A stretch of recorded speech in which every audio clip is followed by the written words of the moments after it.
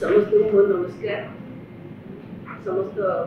बरेण्य नेतृमंडली एवं मीडिया बंधु समस्त को नमस्कार करुच्ची। केवल एति कहबी जे 5 तारिख दिन प्रभात पुरुष विजु पट्टनायक जन्म जयंती तो निश्चित भाव में पालन कर सबुठ बड़ कथा हूँ जो अवदान रही नूतन ओडिशा गठन में से विषय आलोचना कर मार्च 8 तारिख आमर जो आंतर्जातिक महिला दिवस रही किभली भाव विजु जनता दल महिला मान विभिन्न क्षेत्र में जहाँ मैडम को सशक्त कर सामाजिक स्तर हो अर्थनैतिक स्तर हो राजनीतिक स्तर हो आज महिला के स्वतः प्रबुद्ध भाव में राजनीति में जोग दौची विभिन्न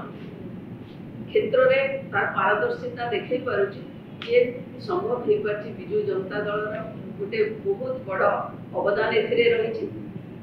से विषय आम आलोचना करने सहित विभिन्न क्षेत्र में पारदर्शिता लाभ कर महिला मान विजु महिला जनता दल तरफ सम्मानित आम दलर सभापति पूर्वतन मुख्यमंत्री श्रीयुक्त नवीन पट्टनायक रे सभार जोग देवे आम आशा करुचु जे वर्तमान जो सरकार चली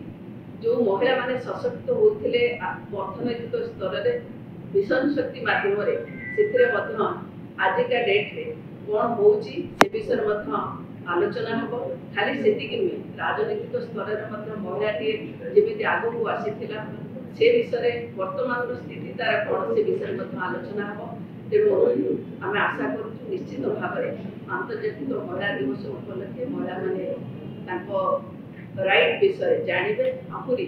निजक सशक्त समस्त को धन्यवाद आ समस्त मीडिया बंधु धन्यवाद। आम आशा कर 2 दिन प्रोग्राम विषय आपण मान जरिया बहुत भल भाव प्रचार प्रसार हम।